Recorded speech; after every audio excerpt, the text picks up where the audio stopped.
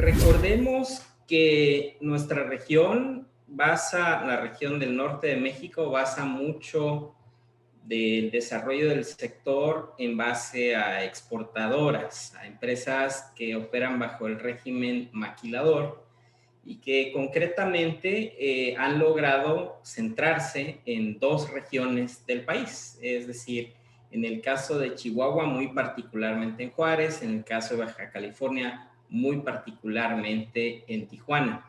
Entonces, parte de esa competitividad de tener una región fuerte en manufactura exportaciones es justamente ser eficientes desde el primer día en que uno de estos proyectos está, digamos, buscando establecerse en nuestra región. Eso sienta precedentes, marca elementos de competitividad en la atracción de inversión y por eso es que desde hace tiempo empezamos a diseñar este programa con esta naturaleza. Presento primero que nada al químico José Figueroa.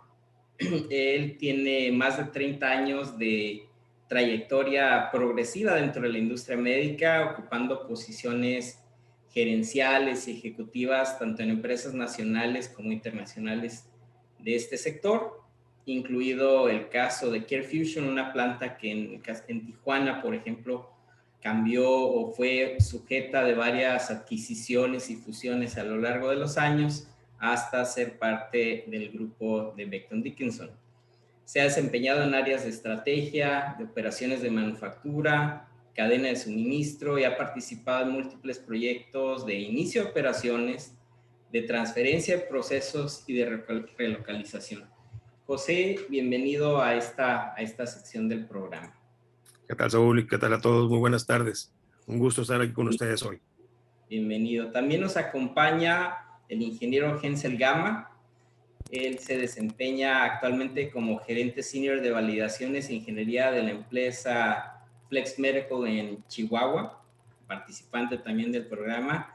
Adicionalmente ha colaborado con otras empresas como Seiza, Ethicon, Venusa, Johnson & Johnson desde hace más de 2 décadas, con diversas experiencias en la introducción de nuevos productos y transferencia de operaciones. Hensel, también bienvenido.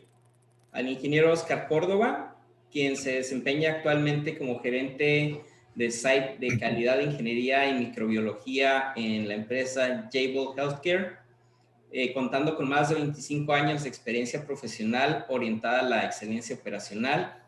Y a lo largo de su trayectoria ha colaborado adicionalmente con empresas tales como Johnson & Johnson, CareFusion y Becton Dickinson.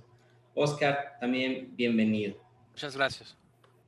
Bienvenido. Tenemos considerada la participación de Gerardo de la Concha, que estimo que se deberá integrar en unos minutos y lo incluiremos en la conversación. Bueno, entonces me gustaría empezar con una ronda en que comentaran algunos de sus casos, algún caso de éxito en particular que en términos de transferencia, operaciones, nuevos productos para ustedes haya sido emblemático y que nos platicaran por qué. Quizá tomándonos 2 o 3 minutos cada uno, quizá un poquito más. Si gustan, empezamos por José, si te parece. Sí, cómo no, Saúl. Pues a través de los 30 o más años ya de experiencia en la industria médica, tuve la oportunidad de llevar a cabo una serie grande de transferencias y me llama la atención quizá los extremos.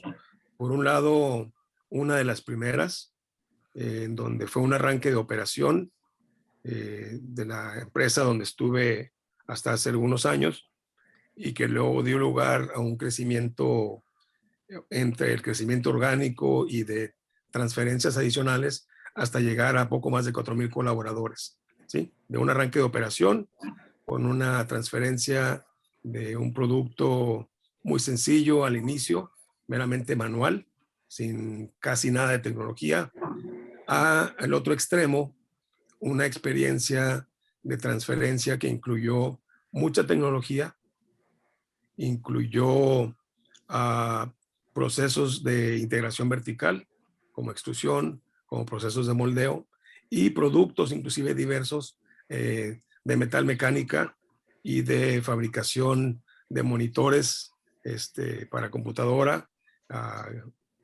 tableros electrónicos y toda una serie de cajas dispensadoras de productos médicos, una complejidad totalmente distinta a la que comentaba inicialmente que dio origen a la operación en México.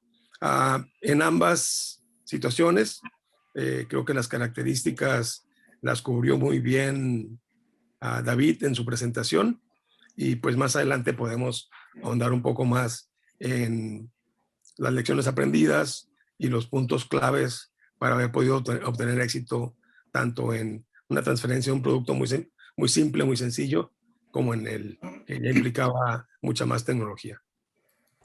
Muchas gracias, José. En el mismo sentido, Hensel, si nos compartes qué para ti ha sido, digamos, algo clave en la trayectoria de esas experiencias. ¿Sí me escuchan ya? Sí. Muy bien, gracias. Bueno, para mí yo creo que un factor ahorita, actualmente lo de la pandemia que nos ha afectado, pues también aquí a la planta nos llegó esa afectación, digamos, para solicitud de unos ventiladores y concentradores de oxígeno en niveles que no era común. Entonces, para nosotros fue un reto transferir, por ejemplo, ventiladores en menos de 6 meses, digamos, en 3 meses y medio, de traerlos de una planta de Pensilvania para acá. Entonces, tuvimos puntos claves como la reunión de expertos, que no fue fácil, ¿verdad? Setear unos puntos de comunicación muy puntuales. Se tuvo compromisos a niveles altos en nuestras gerencias, en Flex, en la compañía que nos mandó los ventiladores o los concentradores de los gobiernos de los Estados Unidos, de México también. Se tuvo expertos que estuvieron visitando a las plantas que son, digamos, las generadoras del diseño del proceso. Por parte de Flex estuvieron yendo, se mapearon procesos con gente de alto nivel, con mucha experiencia. Eso fue clave, ¿verdad? Para poder hacer la transferencia. Se tuvieron gente dedicada desde procesos y calidad a este proceso desde el principio hasta el fin, ¿no? Y comunicación directa entre los PMs, los project managers de los dos lados.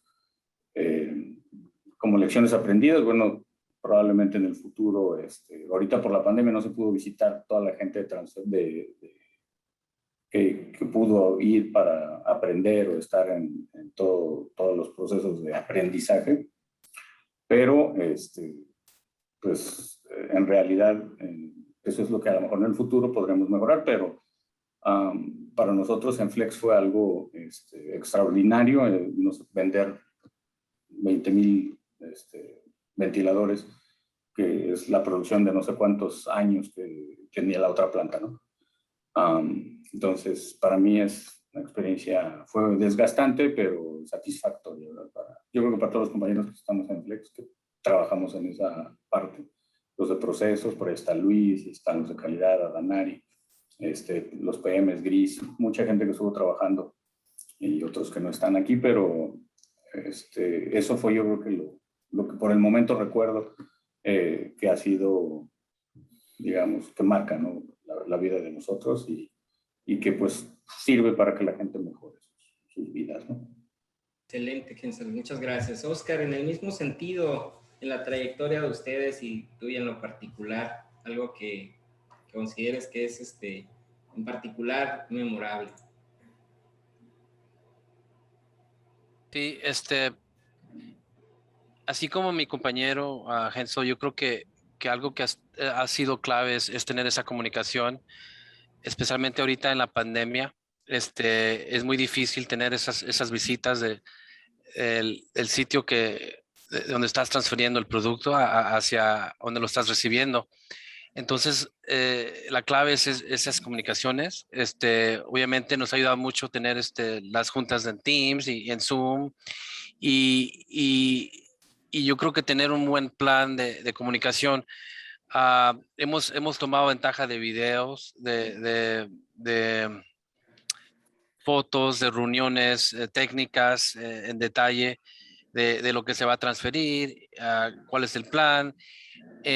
al igual empezar a hacer nuestro plan aquí en Jabil, donde empezamos a prepararnos para tener listo eh, los laboratorios, los materiales, para poder recibir y dar un buen desempeño en arrancar la producción.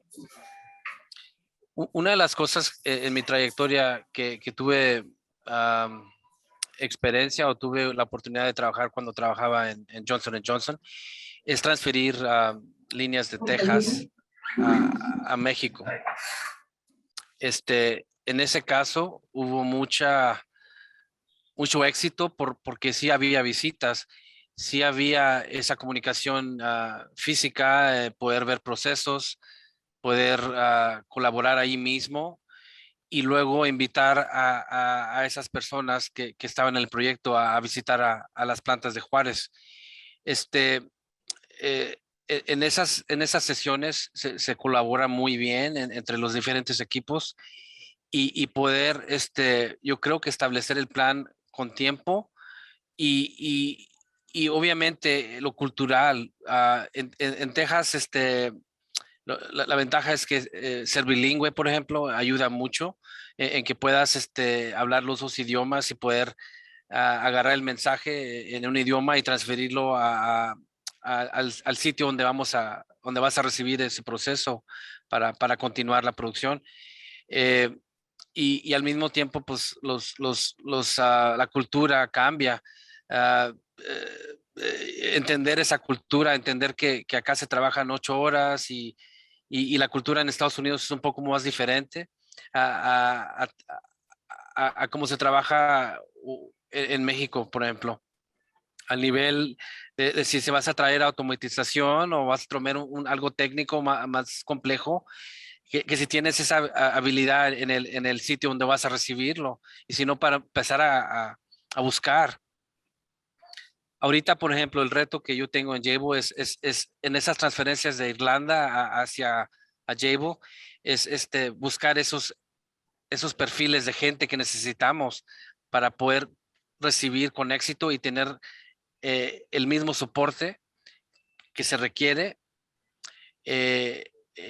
para poder ser exitoso en la transferencia. Entonces, preparación, planeación, comunicación, para mí es lo clave y entre más pronto que se pueda posible y utilizar la tecnología como lo estamos haciendo ahorita, lo estamos viviendo ahorita, es utilizar lo que se pueda, vídeos, fotos, juntas, como estás en diferentes países, diferentes tiempos, estamos conectados temprano o muy tarde o X. Ser flexible también es importante. Bien, Oscar, muchas gracias. Quisiera preguntarles a los tres, quien guste participar con confianza, en términos de las capacidades de los equipos, ¿qué juega a nuestro favor de los equipos de ingeniería? Digamos, ¿qué habilidades sí tenemos en México o capacidades para hacer este tipo de procesos de transferencia adecuadamente? ¿Quién dice yo? José, adelante. Yo creo que a través de los años se ha desarrollado no solo la capacidad, sino una competencia muy fuerte en nuestros equipos de ingeniería y nuestros equipos interfuncionales en general para poder realizar las transferencias, que a veces inclusive quizá no lo reconocemos como tal, pero yo creo que sí ya hay un nivel de competencia entre nuestros equipos de ingeniería para llevarlas a cabo. Se entienden muy bien los requerimientos o los requisitos de lo que hay que hacer, ¿sí? Y se ejecuta de una manera que me ha tocado a mí ver, pues muy disciplinada, muy enfocada, muy aplicada a obtener los resultados.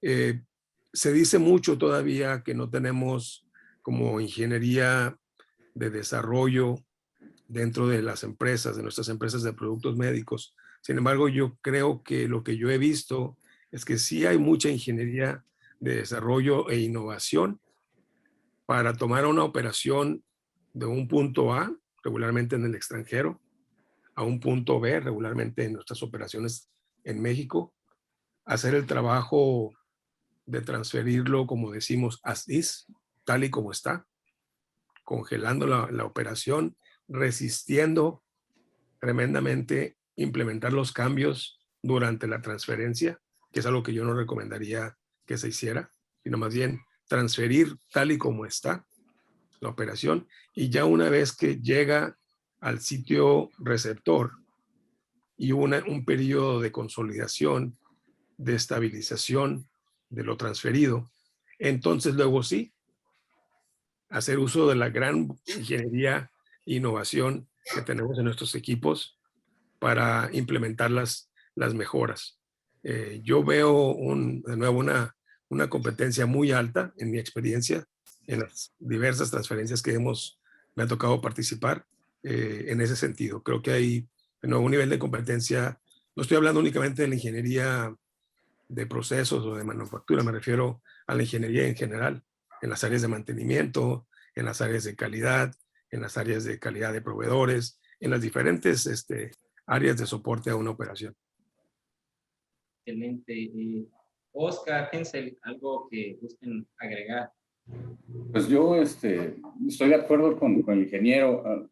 El ingenio y la disposición de los equipos locales, aquí de Juárez principalmente, es lo que hace la diferencia en realidad. Yo estoy recordando, por ahí está uno de nuestros ingenieros, Aarón Quintana, que pues él enfrentó múltiples dificultades cuando nuestros compañeros allá en Pensilvania nos decían, todo está listo, ya el software está depurado, debugueado, ya no debe fallar. Pues la realidad es que cuando llegaba, Aarón enfrentaba todo tipo de problemas y pues tenía que demostrarles que la solución la tenía él se le ocurría algo junto con su equipo, a los ingenieros aquí locales de validación se les ocurría algo y salían. Entonces esa es la ventaja competitiva en realidad, ¿no? Yo pienso que esa disposición y ese ingenio y que no, bueno, aquí localmente se dice, no se les duerme, ¿no? Ahí tienen esa ventaja. El mexicano, Oscar. Yo estoy totalmente de acuerdo con mis compañeros. Yo creo que México, en mi experiencia, ha progresado a niveles donde ya no se ve el equipo de transferencia o el equipo de ingeniería o los equipos que se manejaban como antes, ¿verdad? Entonces, yo he visto que antes era como lo más manual, por mano de obra, no mandar complejidad, automation, todo eso, pero yo creo que ahora se está viendo la diferencia y yo creo que tiene mucho que ver por el trabajo que se ha hecho en México, por el desempeño que se ve en la gente y no por nada. O sea, yo soy americano, pero les puedo decir que soy muy orgulloso en haber trabajado en México y la gente se nota la dedicación. Entonces el equipo que se está el nuevo equipo que se está viendo ahora, donde se está viendo que los equipos de ingeniería son más complejos, que sí se puede, que sí hay ese nivel de madurez o de educación, todo eso se está viendo. Les puedo compartir que yo, por ejemplo, en unas transferencias que estamos haciendo ahorita, muy complejas, tuve que exportar o traerme gente que me ayudó en el pasado de México. Entonces, porque conocen, o sea, está ahí ese know-how y aparte manejan los equipos en una manera diferente, yo creo, porque se ha comprobado, la credibilidad está ahí y ahora yo creo que se está viendo en las compañías que más y más se están transfiriendo cosas a México que antes a lo mejor no se transferían, moldeo o cosas más complejas, ¿no? Y se dejaban más en sitios americanos o europeos y lo que estoy viendo es, por ejemplo, el equipo que se está transfiriendo. Yo estoy trabajando ahorita con impresión en 3D para implantes y las máquinas son complejas, son alta tecnología y estamos ahí, están los ingenieros metidos y yo sé que esto, si no se está haciendo ahorita en México, se va a hacer después, porque la tecnología ahí está y es nomás aprovecharla. Y yo sé que México y las maquiladoras o las compañías en México lo pueden hacer fácil. El tiempo creo que nos ha dado una curva de aprendizaje muy significativa y en ese sentido, sumado a lo que ya comentaban de nuestro ingenio, creatividad, tenacidad, creo que abonan a esto que ustedes comparten. Sin embargo, platiquemos un poco del otro lado de la moneda.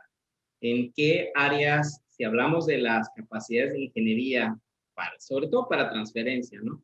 Tenemos áreas de oportunidad todavía por desarrollar? Bueno, yo voy a empezar nada más por un punto, en términos de, que lo he visto a través del tiempo, es todo lo que se refiere a la disciplina de documentación. Es ahí donde a lo mejor necesitamos poner un poco más de, ahí están las áreas de oportunidad, para que quede cerrado con broche de oro, ¿verdad? A veces es un punto que se va quedando, ¿verdad?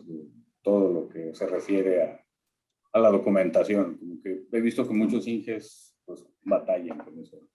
Les gustaría más, ¿cómo se dice? Hands-on, estar en los fierros directamente. Y cuando ya se toca, pues hacer el documento, el estudio de ingeniería, y ahí es donde batallamos un poco, ¿verdad? Pero bueno, pues es lo que tendría yo que aportar. La formalidad, ¿no? En esa parte para el seguimiento, control de versiones, etcétera, ¿no? Correcto. Bien, sí. José, Oscar. Pues, bueno, ahí para parear un poco de lo que yo estoy de acuerdo con Hensel, pero me iría un poquito más allá también en la comunicación, desarrollar esa habilidad de hablar técnicamente en los idiomas. Yo a lo mejor soy uno de ellos, ¿verdad? Yo he aprendido mucho en trabajar en industrias mexicanas, aunque toda mi escuela, mi carrera fue en Estados Unidos, pero eh, hice la intención, ¿no? De poder tener esa plática, esa charla, ¿no? Y engancharme. Eh, a veces a mis compañeros yo veo que no están así, no son así, no sé, les da vergüenza X, pero si los vieras en español, cómo hablan y cómo se expresan, es like, wow. Y a veces en el idioma que no están muy confortable en hablar o no se presta si estás hablando de inglés o sea otro idioma, a veces no se nota esa expertise que traen o ese labia que traen en expresarse, porque traen un poco de timidez y todo, y yo les diría que no deben de tener eso, sino hacer la intención, hacer el sin miedo, sin vergüenza, igual el idioma de lo que hablaba Genso, de escribir, ¿va? Porque a veces ahí son también nos atoramos y, y, y a veces ahí es donde uno puede, en la comunicación verbal y escrita, podemos tener problemas. Eso nos va a llevar luego en la siguiente pregunta a los temas transculturales, pero no sé si quieres agregar algo, José. Sí me gustaría agregar algo aparte de lo que comentaron Hensel y Oscar. Estoy de acuerdo totalmente en lo que mencionan los dos. Creo que hay elementos culturales, ¿sí? O sea, de la idiosincrasia del mexicano, que algunas veces puede ser una área de oportunidad o una debilidad, ¿sí? Porque puedo mencionar quizá un par de ejemplos. A veces el decir sí en México significa quizás, o significa sí, pero no necesariamente el mismo significado que le da un sajón. Y no me refiero únicamente a un americano, sino puede ser un europeo o alguien de fuera que tiene una connotación diferente. Y hay otros elementos importantes, el cómo entendemos el tiempo y el cumplimiento de los compromisos. ¿Sí? Los mexicanos entendemos el tiempo de una forma diferente de nuevo, al sajón. Para nosotros muchas veces el tiempo es más como circular, ¿sí? Y hay tiempo de calidad y tiempo que tiene un minuto más valor que otro minuto, mientras que para el sajón cada segundo, cada minuto es igual y es en forma lineal. Entonces, esas diferencias, si no se conocen, si no se discuten, si no forman parte de esas lecciones aprendidas iniciales de integración, del ponernos de acuerdo como equipo, cómo vamos a trabajar y entenderlas, ¿sí? De tal manera que cuando se está interactuando entre diferentes culturas, pues igual se levante la mano y dice, bueno, es que dijiste que sí, pero eso, o sea, ¿es un sí americano o es un sí mexicano, no? Digo, y hacer la aclaración, o me está diciendo que vas a cumplir en tiempo, pero vas a cumplir realmente en el tiempo del cronograma o en el tiempo que tú crees, sí, que vas a poder entregarlo. Entonces sí hay rasgos de cultura que son importantes conocer y manejar. Y el tema de documentación es importante. Yo creo que sí hay una restricción, una cierta dificultad en documentar más que lo que regularmente se documenta. Creo que ahí sí hay un área de oportunidad también. Bien, bien, excelente. Bueno, coincido. Eso nos lleva al tema. Hay una pregunta de Miguel Ángel Félix, la vamos a guardar tantito para no salirnos mucho del tema. Cuando estamos hablando, David en el diplomado hablaba del equipo de ingeniería emisor o que el que entrega y el equipo receptor, ¿no? Nosotros normalmente estamos en el equipo receptor, aunque en algún momento podríamos estar, o quizá a alguno de ustedes les haya tocado estar en algún equipo que entrega, quizá de una planta a otra México. Pero bueno, independientemente de esa complejidad de dos equipos con dos culturas, quizás son de dos países, etcétera, dos idiomas o más. ¿Cuáles son las complejidades para manejar estas diferencias culturales de idioma, de time zone, etcétera? ¿Cómo entrarle a ese tema de su experiencia? Si quieres voy yo primero, ya que estaba engranado con la parte esta cultural. Yo creo que es importante David lo expresaba en una de sus últimas transparencias, en donde se hace la definición del proyecto y se llega al acta del proyecto. En esa acta de proyecto, en mi experiencia, se incluyen claramente roles y responsabilidades y expectativas, ¿sí? Pero luego hacíamos un ejercicio que iba un poquito más allá y que no atacaba únicamente la parte técnica o dura del proyecto, sino la parte blanda. O sea, ¿qué necesito yo o qué necesita el departamento X para ser más efectivo y lograr los resultados? Entonces había una discusión en donde se documentaba, ¿sí? ¿Qué era lo que se tenía que hacer para ser más efectivos y lograr los resultados?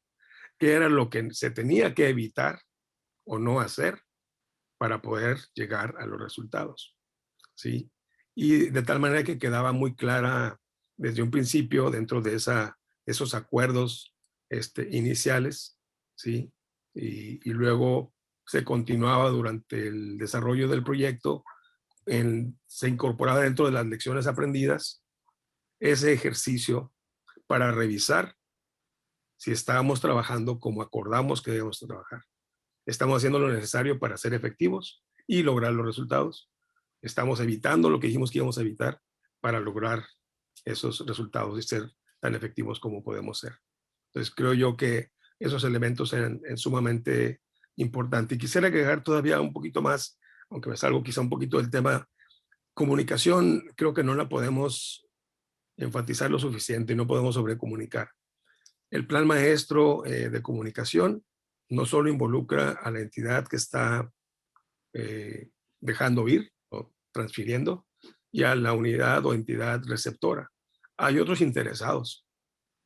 Hay proveedores de una parte y de la otra, proveedores directos y proveedores indirectos. Hay dependencias gubernamentales, hay medios, hay otros interesados que tienen que ser parte también de este plan de comunicación. Y muchas veces sí nos vemos como la parte receptora, que es la que jugamos mayormente, y pues es la parte, digamos, quizá menos afectada porque es la que implica crecimiento y mayores oportunidades de desarrollo. Y perdemos un poquito la sensibilidad de que está habiendo otra parte que está siendo afectada, ¿sí? Pero aún dentro de la entidad que está siendo beneficiada, tiene que haber una explicación muy clara de el por qué está ocurriendo aquello. Si la operación ya es muy compleja, si ya tengo mucho trabajo, si tengo más que hacer, ¿por qué he transferido otro producto? ¿Por qué seguir creciendo y demás? Entonces, aún para la entidad receptora hay mucho que ver con la comunicación, ¿no? Desde luego, sí, sí. Bien, entonces, Oscar, Hensel, algo más en torno a esta complejidad de interacción. Yo diría que tiene que ser uno flexible, especialmente si estamos hablando de países europeos, que es en mi caso ahorita.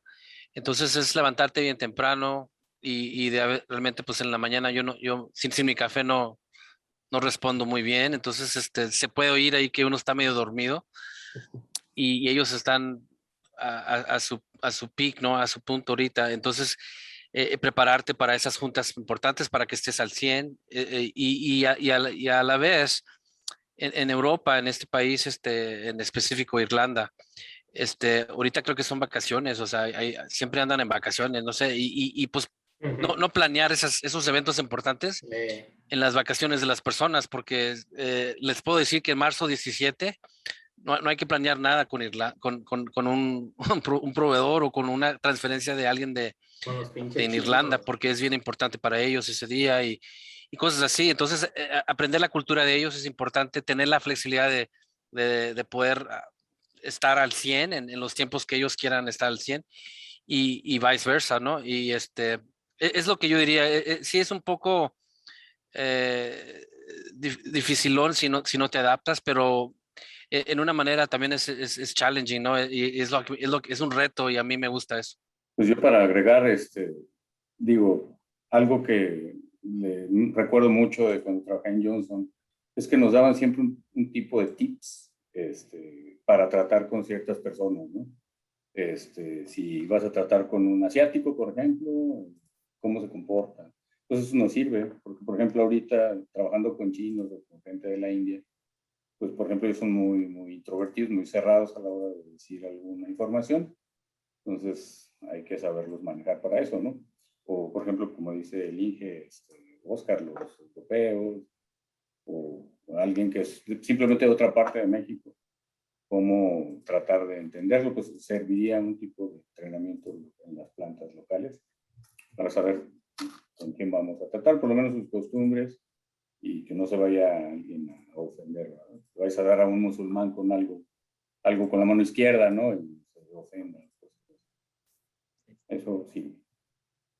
Bien. Las diferencias culturales entonces también juegan un rol sumamente importante. Esto nos lleva a todo el tema de los soft skills que la mayoría de los ingenieros nunca recibimos durante nuestra formación, ¿no? Es parte de la agenda complementaria. Miguel Ángel Félix nos pregunta, ¿cuáles serían los 3 principales argumentos para decir, tráete esa operación a México? O sea, para vender la locación Juárez, Tijuana, Mexicali, Chihuahua, etcétera. ¿Qué vendemos? ¿Qué ponemos por delante? ¿O qué deberíamos de poner por delante? Uno cada quien hasta que no los agotemos. Ok, pues para variarle un poco, yo me voy primero. Bueno, yo diría que primero las habilidades que tiene ese sitio, ¿no? Si se escoge Juárez o Tijuana o uno de esos, es que qué habilidades existen ahí para poder traerlo y ser exitoso. Segundo, si pensamos traernos gente que a lo mejor no hay habilidad ahí, pero la van a tener que transferir de otra parte, esa gente vas a poder atraer ese conocimiento o ese skill set a esa región. Van a querer vivir ahí, van a estar contentos, va a haber acceso a, no sé, somos fronteras, entonces pueden vivir en Estados Unidos y al mismo tiempo pues pueden trabajar en México. Y luego una cosa que yo creo que sí es importante es el supply chain que existe, ¿no? Si hay proveedores, si va a haber algo ahí cercano, si van a tener que viajar mucho, hay gente que no le gusta viajar, hay gente que a lo mejor tiene niños chiquitos, como en mi ejemplo. Entonces yo veo todo eso y yo vería eso cuando tú haces esa decisión de yo creo que transferir. Primero, ¿lo vamos a poder hacer o nomás queremos ver a ver si se puede?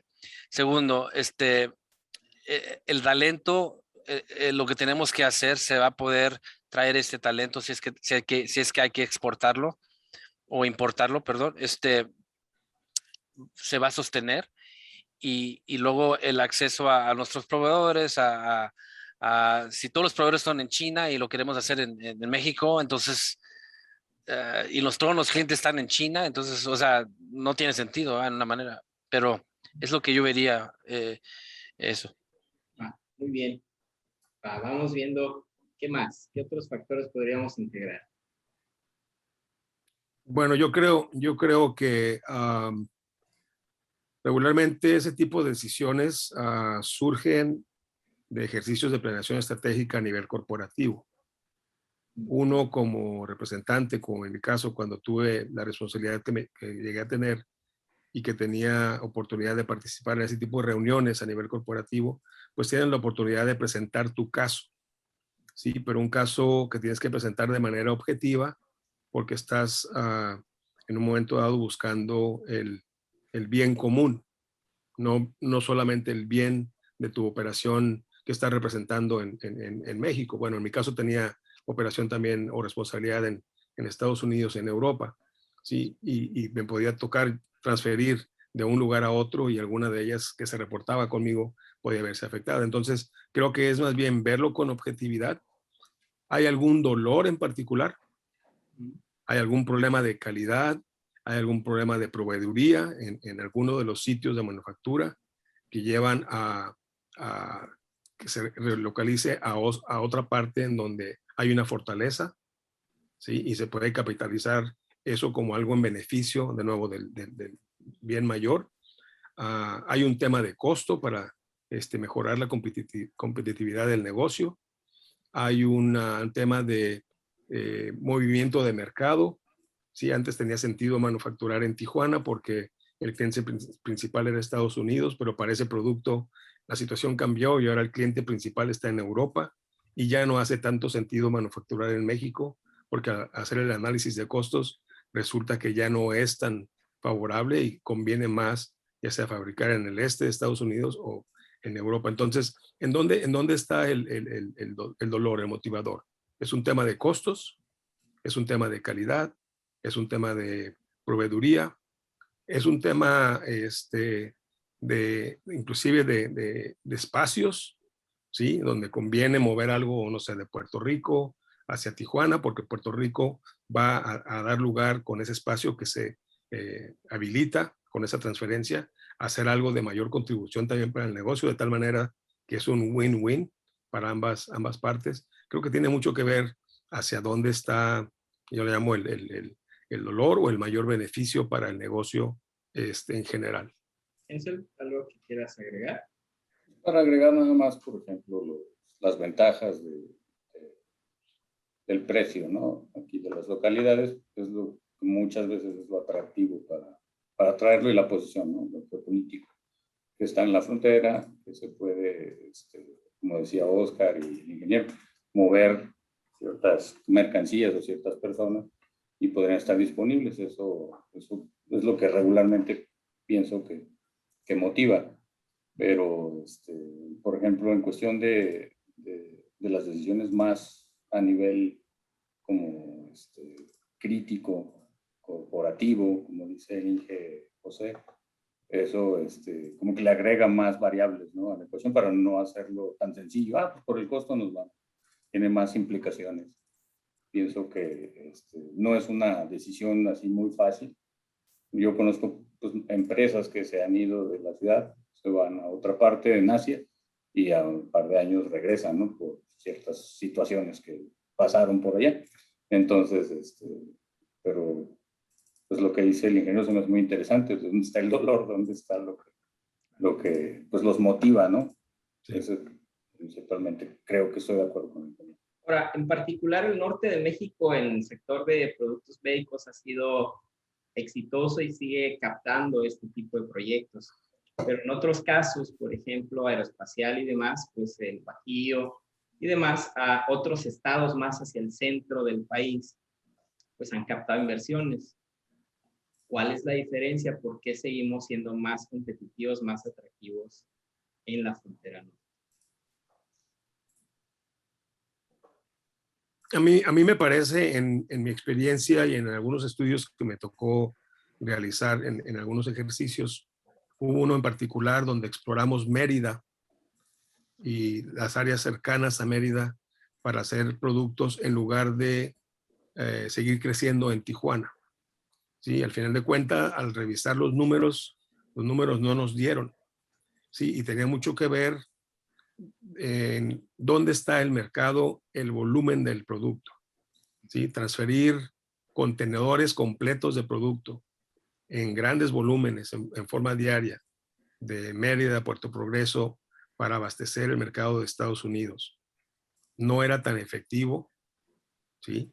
En tiempo y costo como lo representaba la operación que ya teníamos en Tijuana, de tal manera que al final de cuentas, al revisar los números indicaron que no era viable abrir una operación en Mérida. Se exploró años después Costa Rica y el resultado fue muy similar. De nuevo, porque estábamos hablando de un volumen muy considerable. Estábamos en la operación de Tijuana produciendo el equivalente como a 15 trailers diarios de 53 pies cada día. Entonces, mover ese volumen, ya sea Mérida, Costa Rica, y los tiempos de transporte, los fletes, los tiempos para entregar inventario, los inventarios mismos, los números no dieron, ¿no? Entonces, por ahí o se da la decisión, ¿no? Introduzco la pregunta que nos hace Luis Felipe Ulloa. ¿Cuál suele ser el mayor roadblock o impedimento, problema en el momento de querer hacer una transferencia en la industria médica? En mi opinión, creo que serían asumir cosas y obviar cosas. Muchas veces se asumen por quererlo hacer rápido, se asumen cosas sin tener datos sólidos y al final pues resulta que no era lo que uno pensaba. Y eso principalmente en cuestiones regulatorias, cuestiones como en mi área de validaciones médicas, asumir cosas nos pega bastante en las siguientes etapas, ¿no? Entonces, mi recomendación sería tratar de obtener la mayor cantidad de datos para poder tomar una decisión mejor, ¿no? Yo sé que algunas cosas pues no se tienen y sí se hace algún tipo de forecast, pero lo que en mi opinión ha pasado que nos da golpes como que de repente es eso, estar haciendo asumir cosas y obviarlas, ¿verdad? Por ejemplo, trámites, por ejemplo, capacidades. Sí, principal, por ejemplo, en regulatorio, ¿no? Pues yo creo que en clase 3 creo que sí, similar a clase 2, no hay problema. Y pues nada, que tiene algunas diferencias que sí, pues sí llegan a afectar, ¿no? El proceso, entonces, pues incrementaría el tiempo, ¿no? de nuestra transferencia. Entonces, hay que tenerlo lo más aterrizado posible, preguntarle a la mayor cantidad de personas expertas para que no nos quedemos asumiendo algo, ¿verdad? Tener más, o sea, sin sorpresas. Sí. Sí. Bien, buenísimo. José, te veo pensativo. Está esperando ahí la participación de Oscar primero. Ok, mira, lo que yo quiero agregar ahí algo así rápido. Yo creo que tenemos que involucrar en cualquier transferencia a regulatorio, compliance, ¿verdad? A calidad,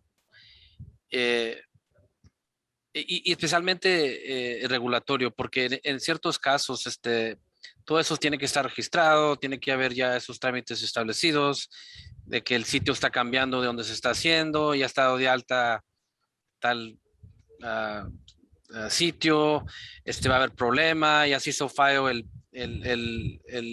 documento que se tenía que pedir primero o establecerse primero. Y en muchos casos, en una transferencia que yo estuve, los químicos que se requerían para el proceso no podían ser importados a México.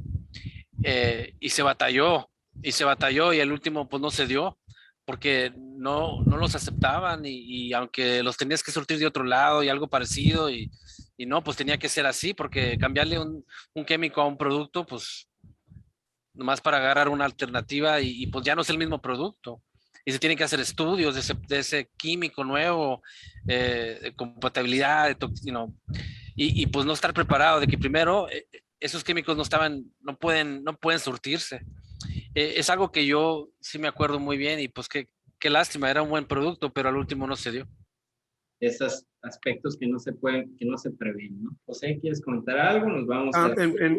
Brevemente, en mi experiencia no, y fueron muchas transferencias, no me tocó ninguna en donde hubiera algo que la obstruyera. Yo creo que, como comentan tanto Jensen como Oscar, hay que tener mucho cuidado en los detalles, mucho cuidado en los detalles.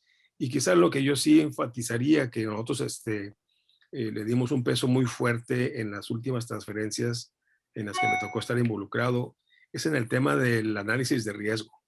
Y por ahí David lo mencionaba. O sea, hacer un análisis de riesgo extensivo, buscando encontrar no las menos, sino las más, inclusive todas aquellas situaciones de riesgo a veces hasta impensables. Creo que con eso se gana mucho y se puede evitar el que ya en el camino de una transferencia se encuentren sorpresas como las que comentaba Oscar o Hensel, ¿no? De que de repente hay un químico que no vas a poder traer al país porque no está permitido, ¿no? Entonces, en el análisis de riesgo extensivo deben de surgir ese tipo de elementos y las contramedidas para mitigarlo, eliminarlo, ¿no? Reducirlo. Bien, excelente. Quería nomás agregar algo, está muy interesante todos los comentarios y quería agregar algo aquí que creo que algunos ya expliqué que trabajé en Flex también muchos años, entonces también conozco el mundo subcontratista en la industria médica, pero hay una diferencia que es interesante aquí discutir un poco, o por lo menos tener una cierta apertura, de que cuando estamos transfiriendo productos sí es ligeramente distinto cuando hablas del mundo subcontratista contra el mundo de los productos propios de la empresa. La dinámica cambia. Es interesante ese cambio. Trabajando en Flex por muchos años, yo siempre decía, quiero irme a una compañía donde sus productos son propios porque así yo puedo hacer muchas más cosas, ¿no?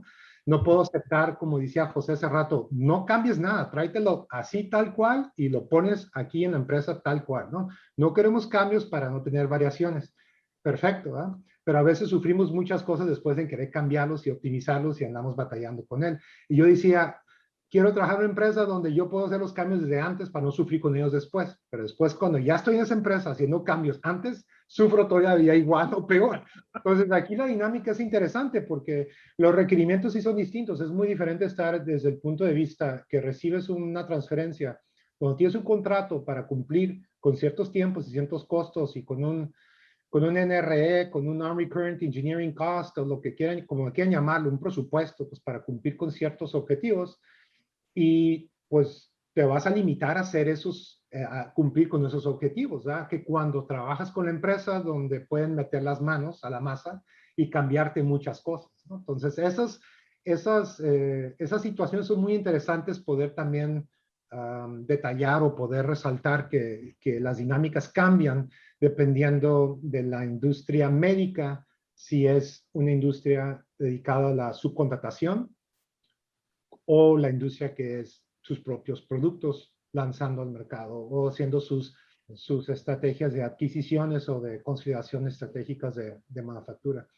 Y regresando un poquito nomás también para nomás dar mi punto de vista en esto también, Saúl, y el panel, creo yo que son 3 puntos elementales para decisiones en las transferencias que a la vez también se convierten a veces en roadblocks, como preguntaron ahí.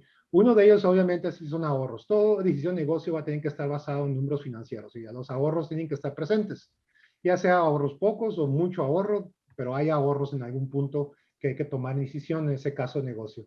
Y la otra tiene que ver con tecnologías y las competencias. ¿La tecnología es la adecuada para el sitio de manufactura donde se quiere transferir? Si la respuesta es sí, va a proceder lo más seguro. Si la respuesta es no, va a crear otras preguntas. ¿Cómo creamos esa tecnología entonces nueva? Y después va a seguir la competencia que se tiene en ese sitio. ¿Es la adecuada? ¿Se tiene la competencia adecuada? ¿Sí o no? Y ahí es donde entra, creo yo también, Saúl, mucho lo que tiene que ver con los clusters, ¿no? El clúster que se tiene médico en la región. Tijuana, pues como vivo aquí, sé que son 60 o 70 industrias médicas, no sé cuántos son en Ciudad Juárez, pero cada vez que hay más industria médica de un rubro, pues hay más competencias y hay más profesionistas y hay más talento para poder proporcionar y dar de manera más eficiente y efectiva los procesos y los servicios, ¿no? Y México se ha quedado un poquito atrás en querer invertir académicamente en esto, ¿no? El diplomado con Axis que estás llevando a cabo, Saúl, de transferencia de productos médicos, es un ejemplo de cómo poder entrar un poco más preciso sobre el área tan dolorosa que es transferencia de productos en la industria médica. Pero estuvimos un poco atrás de la curva comparado con otros países en cuestión de maestrías o posgrados de la industria biomédica o la industria de productos médicos, ¿no? Costa Rica, como mencionaba ahorita, desde hace muchos, muchos años atrás, mucho antes que la UABC u otras universidades de México empezaron a sacar licenciaturas o posgrados de este tipo de profesión, ya estaban enfrente de la curva, ¿no? Ya estaban proporcionando por parte del gobierno cursos o planes o programas académicos que podían traer mayor beneficio para tomar esas decisiones y evitar esos roadblocks, en cierta manera. Entonces, creo que por ahí también hay mucho también que hablar y discutir, ¿no? En cuestión de las tecnologías, las competencias y realmente los ahorros, que yo sé que a nadie nos gusta decir que estamos bajo mano de obra y de costo, pero pues es un atributo que tenemos en la región, desafortunadamente. Creo que en el diplomado una vez mencioné yo que tuve un vicepresidente que me dijo, se acercó conmigo y me dijo, David, creo que México no es un país de bajo costo de mano de obra. Es un país con alta competencia, que nomás tiene la coincidencia que está con un costo bueno de mano de obra, ¿no? Y eso me causó mucha impresión de que alguien realmente viera a México de esa manera, porque es la manera que tenemos que exponer a nuestro país, ¿no? Esa es la profesión que queremos realmente ofrecer al público, ¿no? Sí, claro, desde luego, y de ahí tomo para ir al tema de tecnología, ¿no? Entonces, en la medida que ha pasado el tiempo, evolucionamos de los ensambles manuales hace unas quizá 2 décadas, que era lo predominante en la industria, hacia procesos de transformación, pero inclusive ahora a ver, inclusive la automatización de los procesos como algo más cercano, más presente. Entonces, en ese sentido, ¿cómo insertar el componente tecnológico en los procesos de transferencia? Es decir, estamos viendo transferencias con mayor contenido de automatización, sistemas digitales, etcétera, o todavía no estamos ahí. Yo creo que es la misma evolución y madurez que ha ido tomando la industria médica, ¿sí? Ha sido un camino hasta cierta forma natural, de empezar con lo simple e ir creciendo, ir madurando para ir pudiendo hacerse cargo de productos, procesos más complejos, ¿sí? Nosotros empezamos con un tema de semi-automatización y automatización porque regularmente en la mayoría de nuestras empresas de dispositivos médicos requerimos de cuartos blancos, de cuartos limpios, en donde hacen que cada pie o cada metro cuadrado sea una propiedad de cara. ¿Sí? Entonces, ¿cómo maximizamos la utilización de cada pie cuadrado, de cada metro cuadrado? No es únicamente agregando más y más gente para ensamble manual. Llega un momento en que te ves forzado a optimizar todos tus recursos, incluyendo pues la superficie, el espacio, e inclusive empiezas a pensar no solamente en 2 planos, sino en 3, y empiezas a ver el cuarto limpio que ya como un cubo, y empiezas a ver cómo lo aprovechas de mejor manera. Fue ahí donde nos empezamos a mover hacia empezar a incorporar primero a semi-automatización con cosas muy sencillas, líneas donde se hacía un ensamble con equipo ultrasónico y eran celdas de 8 personas, pero el producto fue creciendo a tal grado que de repente teníamos 10 o 12 celdas de 8 personas. Y dices, que bueno, podemos estar cumpliendo con la demanda, pero no te das cuenta y nada más empiezas a replicar y de repente tienes ya 80 o 100 personas haciendo lo mismo, ¿no? Cuando el incorporar un pick and place, un bracito sencillo, ¿sí? Te ahorra una persona para una operación y luego otra para removerlo del tornamesa y luego otra para hacer la prueba. De repente esas celdas de 8 personas se convirtieron en celdas con una inversión muy baja, local, en celdas de 3 personas. Entonces, con 30 personas y con una inversión muy baja, producíamos lo mismo que lográbamos hacer con 100. Y había un ahorro, aún en México, sustancial, 70 personas menos ensamblando manualmente. Eso nos llevó a ir caminando a situaciones de mayor complejidad, hasta llegar a automatizar la celda completa y luego poder traer tecnología y equipos muy sofisticados, muy caros, y operándolos ya en México. Entonces creo que ha sido una evolución, y lo que yo puedo decir en mi experiencia particular es que México puede tener la tecnología y la automatización más sofisticada que se pueda tener en cualquier otra parte del mundo. Y tenemos a la gente adecuada, dándole la capacitación, el desarrollo y la formación necesaria para operar, mantener y mejorar esos equipos. Bueno, eso es en mi experiencia personal. Entiendo, es un proceso progresivo. Sí. Oscar Pinsel, algo que gusten comentar en torno a esto.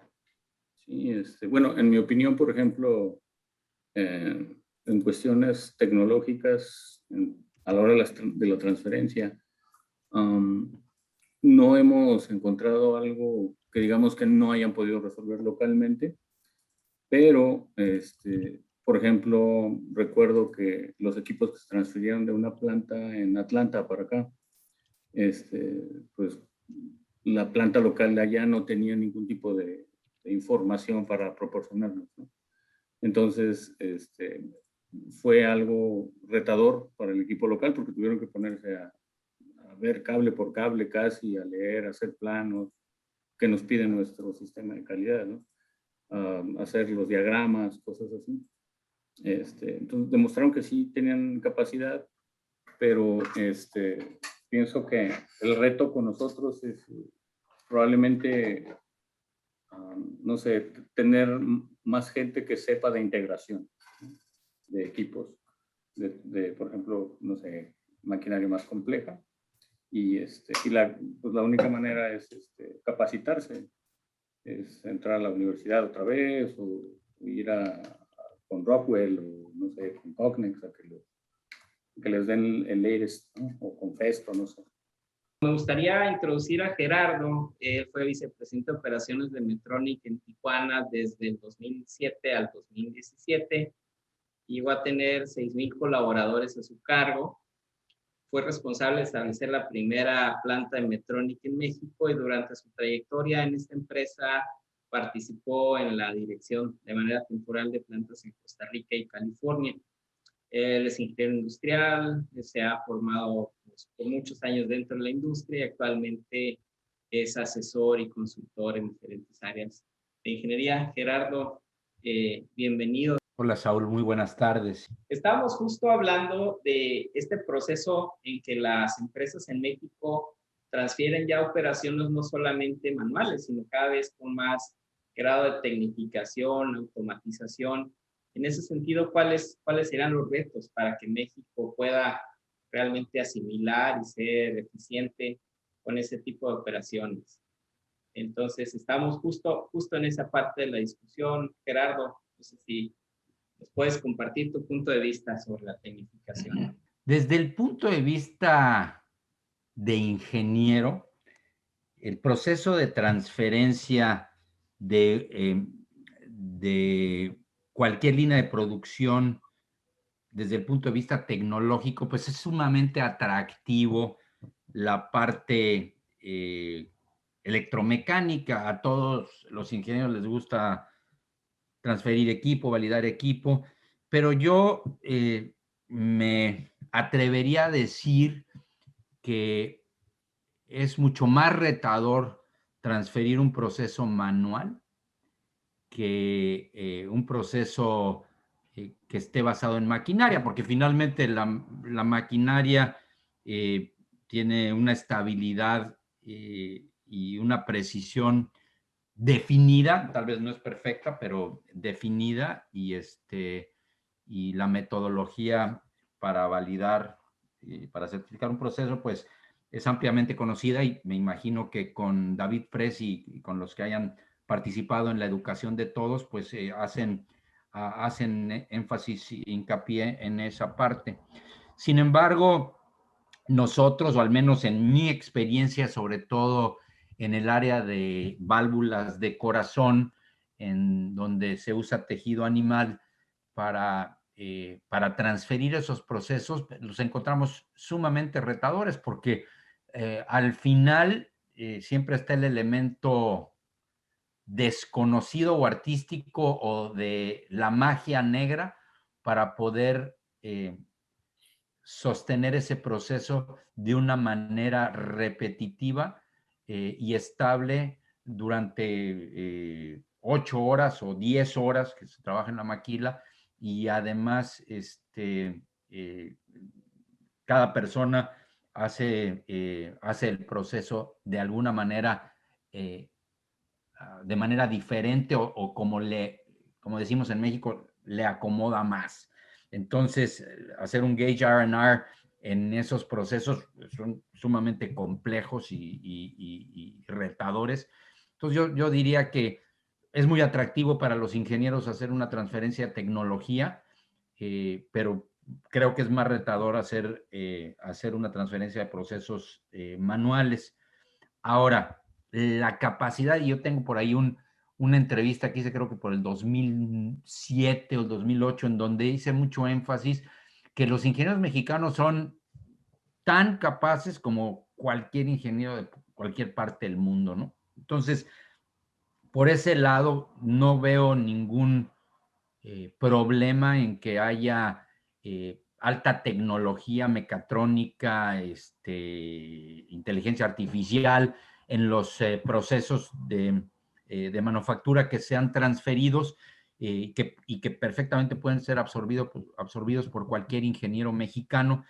El reto es, a partir de la transferencia, es cómo mejoro ese proceso, cómo mejoro ese equipo, cómo lo hago, en primer lugar, mucho más estable, y cómo lo hago a una mejor velocidad, pero siempre con una calidad absolutamente garantizada, ¿no? Entonces, yo tengo mi opinión muy al respecto de los procesos mecanizados contra manuales. Tengo mi opinión al respecto de la tecnología a usar. Y bueno, finalmente, el área donde somos altamente competitivos es en esos procesos que no son tan estables y no son tan repetitivos. Y en la industria médica, los volúmenes a veces de producción no justifican una maquinaria tan sofisticada. Entonces, yo creo que hay que también aprovechar la fortaleza de donde estamos, el costo de la mano de obra, la experiencia ya adquirida por la mano de obra mexicana, sobre todo en la región Baja California Norte, sobre productos médicos, y es donde hay que hacer mucho énfasis. No sé si David Fres en algún momento les transmitió la experiencia en donde al principio, cuando establecimos a Medtronic, pues yo peleaba por transferir cualquier cosa. O sea, lo importante era hacer crecer la planta. Eso era lo importante en ese momento. Sin embargo, te vas sofisticando, te vas haciendo más productivo, y al mismo tiempo te vas haciendo más selectivo.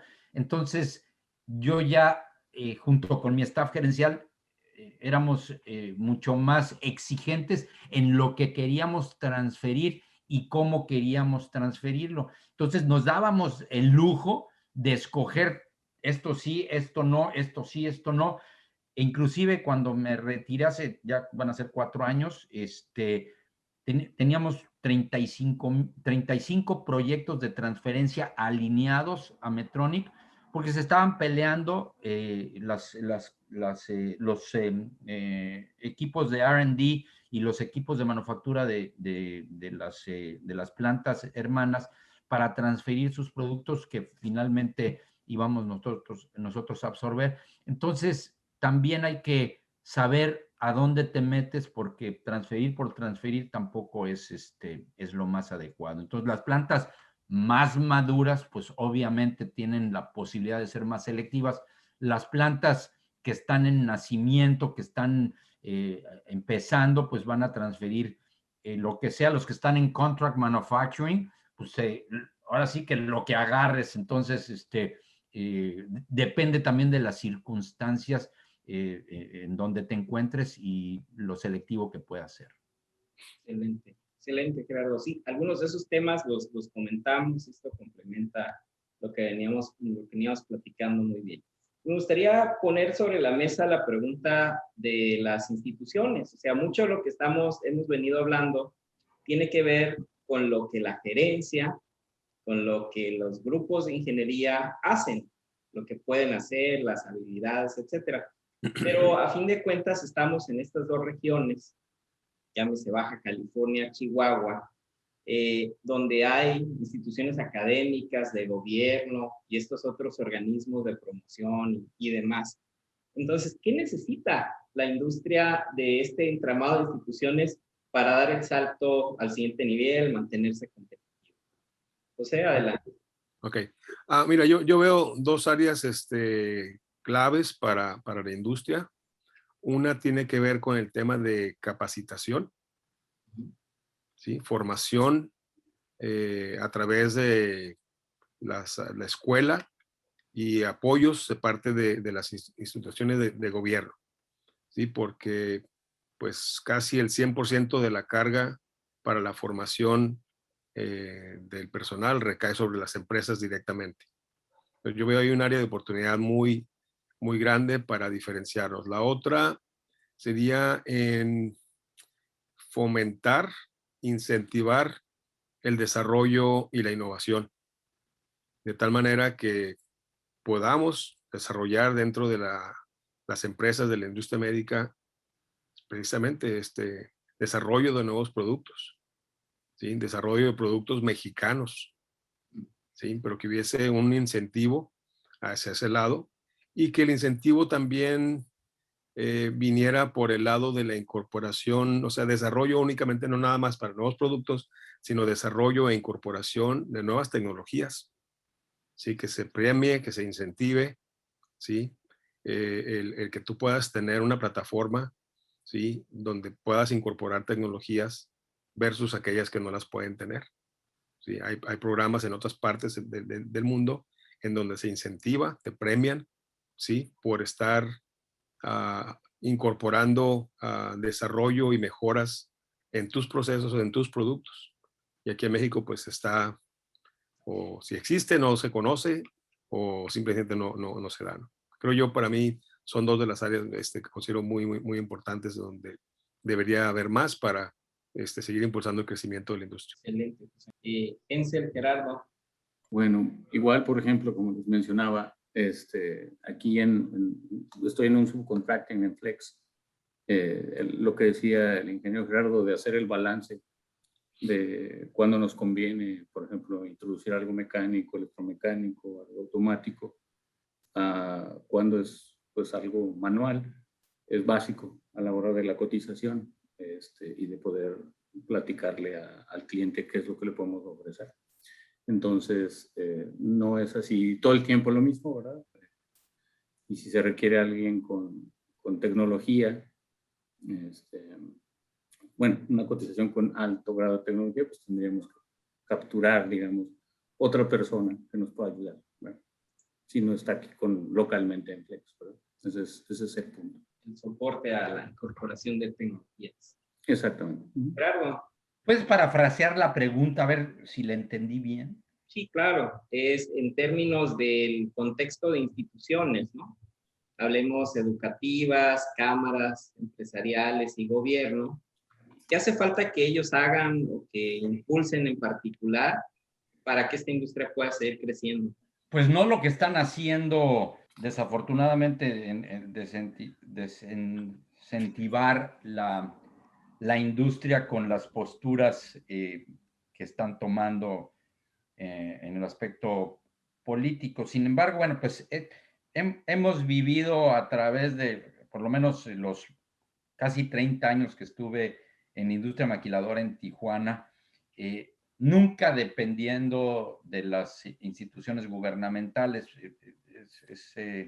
Es un área muy difícil de explorar. Tengo que reconocer que el gobierno del estado de Sonora nos apoyó en un desarrollo tecnológico a fondo perdido por allá hace unos 10 o 12 años, o tal vez más, en el desarrollo de un anillo de nitinol para poderlo absorber de los proveedores, que fueron como $300,000 que logramos del gobierno de Sonora y del apoyo de la Universidad de Sonora, el ITSON, en Hermosillo, que no nada más el gobierno dio apoyo, sino la Escuela de Ingeniería, sobre todo el doctorado, la maestría y doctorado en metalurgia, nos ayudó muchísimo. Inclusive el doctor en metalurgia que estaba ahí patentó algunos procesos para Medtronic que hacen único el proceso de fabricación de estos anillos.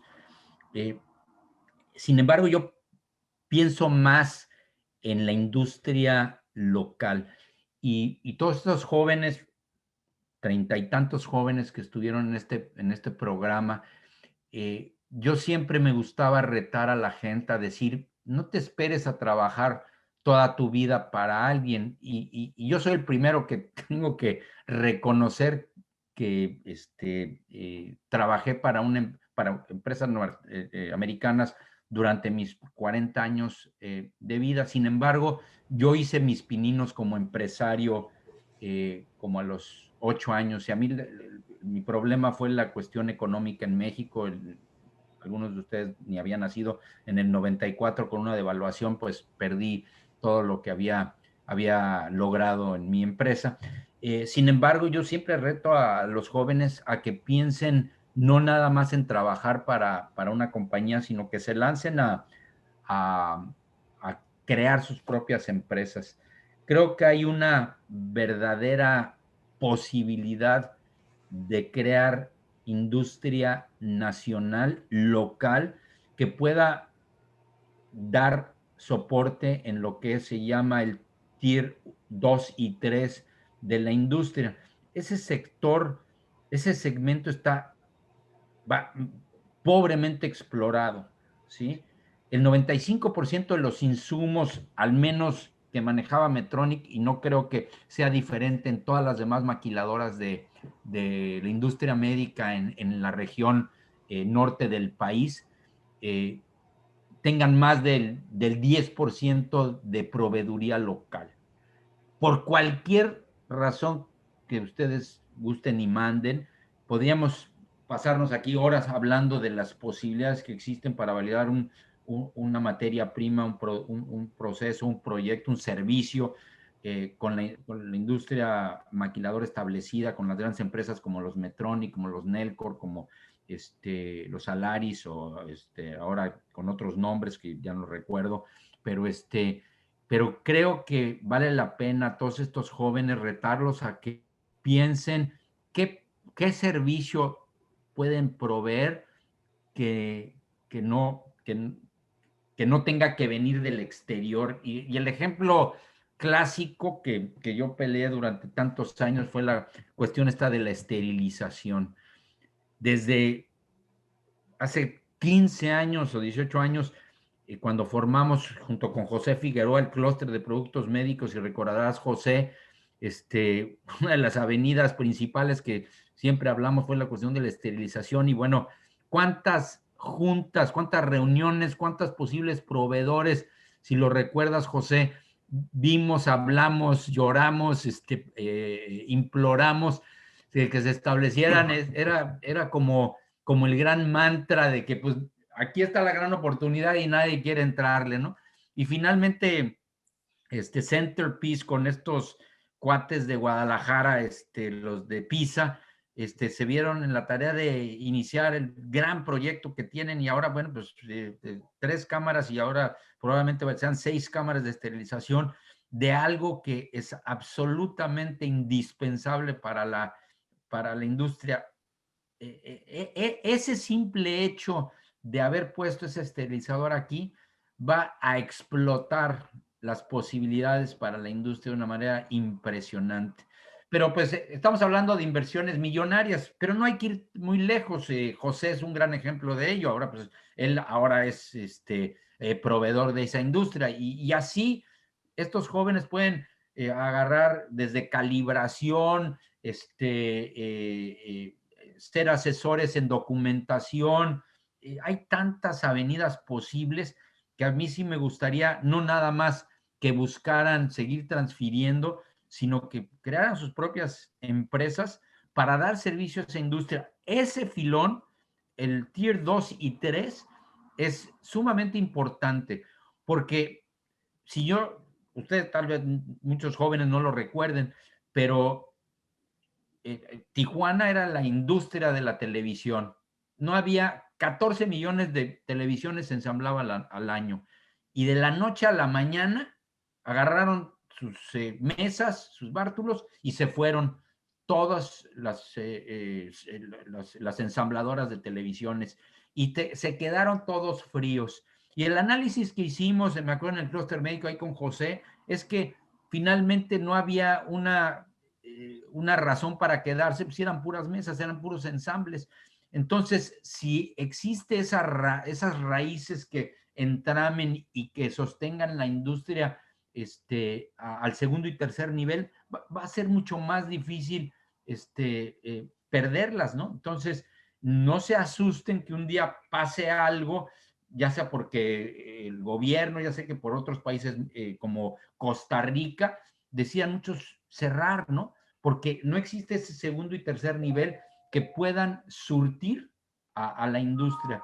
Y hay tantas posibilidades, y no hay que ser inversiones tan gigantescas como para lograrlo, ¿no? Entonces, yo siempre retaría a estos jóvenes, a los jóvenes y no jóvenes que están estudiando este diplomado, en que piensen fuera de la casa y digan, bueno, ¿qué puedo yo hacer para empezar un negocio que permita enraizar la industria y que obviamente me permita a mí explorar la parte de empresario que creo que todos tenemos?